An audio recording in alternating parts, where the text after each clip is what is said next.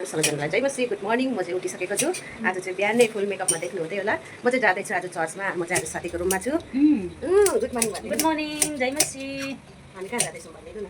हामी कहाँ हो त्यहाँ मैले बस्छु मार्थली मार्थली चर्चमा जाँदैछौँ हामी। साथीहरू म चाहिँ साथीको रुममा चाहिँ यहाँ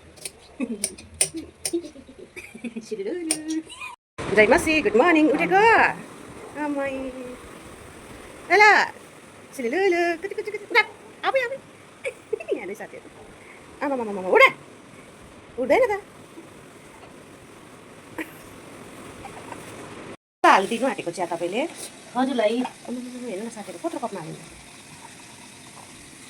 तन्न दिनुपर्छ यहाँ साथीहरू तन्न किन झिङरिङ यहाँ हेर्नु त साथीहरू मैले नि धेरै चिया खान्छु भनेर यहाँ हेर्नु न कत्रो कपमा दिएको यहाँ हेर्नु त हेर्नु न साथीहरू मलाई चाहिँ हेर्नु नदिएर उसले चाहिँ के खाएको त्यस्तो बिहान बिहान आमामामा ग्रिन टी साथीहरू यसो यत्रो यत्रो मखमा पिउँछ चियाहरू साथी ग्रिन टी हो तिम्रो तिम्रो भनेछु साथीलाई दिनु तर तँ भन्दा पनि हुन्छ नि यहाँ मेरो फेरि ब्ल्याक उसको चाहिँ ग्रिन अरे आमामामा मेरो साथीसँग भेट भयो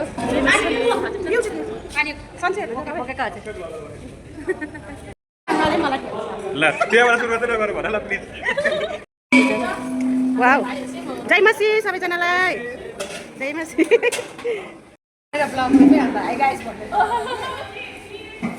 मेरो ब्लग भन् तपाईँ आज के पाएर जानु आज तपाईँले आजको एक्सपेक्ट के छ कि तपाईँले आजको वचनमा के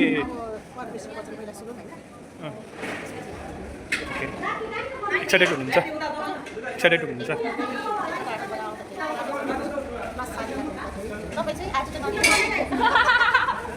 राम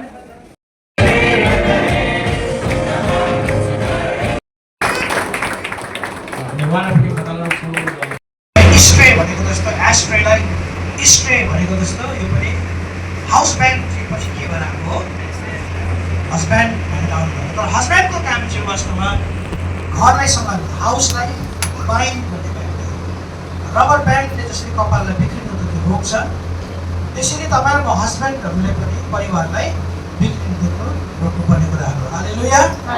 जब जब तपाईँलाई तपाईँको श्रीमती उहाँ चाहिँ मेरो हस्ब्यान्ड हुनुहुन्छ भनेर भन्नुभयो भने तपाईँ के सम्झनु पऱ्यो तपाईँ चाहिँ त्यो व्यक्ति हो जसले परिवारलाई सङ्गठित राख्नुहुन्छ। हस्बैंड का मतलब ये नहीं है कि वो आपका पति ऐसा वो नहीं है करुआ चौथ रखना पड़ता है, ऐसा नहीं हो।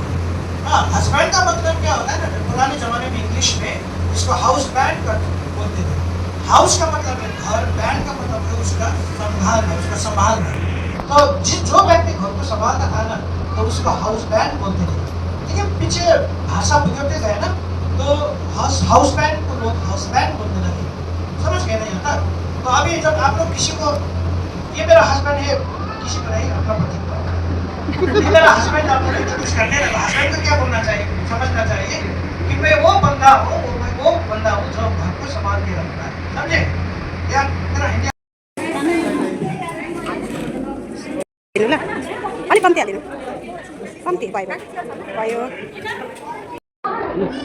इनको काम पड़ता है।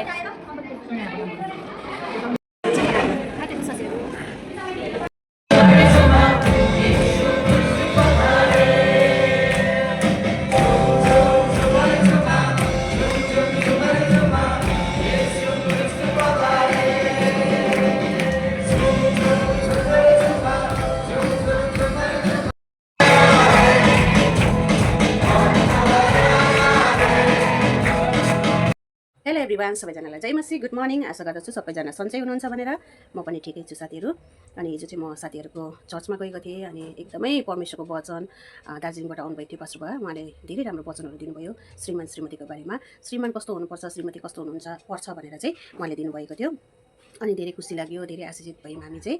अनि परमेश्वरले सबैजनालाई आशिष दिनुभएको होस्। अनि हाम्रो मण्डलीबाट पनि हामी 24-25 जना गएका थियौँ अनि सबैजनाले हामीले आशिष पाएर आएका छौँ। अनि परमेश्वरले यो सुन्दर बिहानी तपाईँहरूलाई पनि प्रशस्त मात्रामा आशिष दिनुभएको होस्। अनि हिजो चाहिँ मैले धेरै भिडियोहरू बनाउन पाइनँ अनि आशा गर्दछु तपाईँले हेरिदिनुहुन्छ भनेर अनि बुझ्नुहुन्छ भनेर सर्टकटमा मैले चाहिँ हाल्नेवाला छु। तपाईँले पनि हेरिदिनुहोस् होला।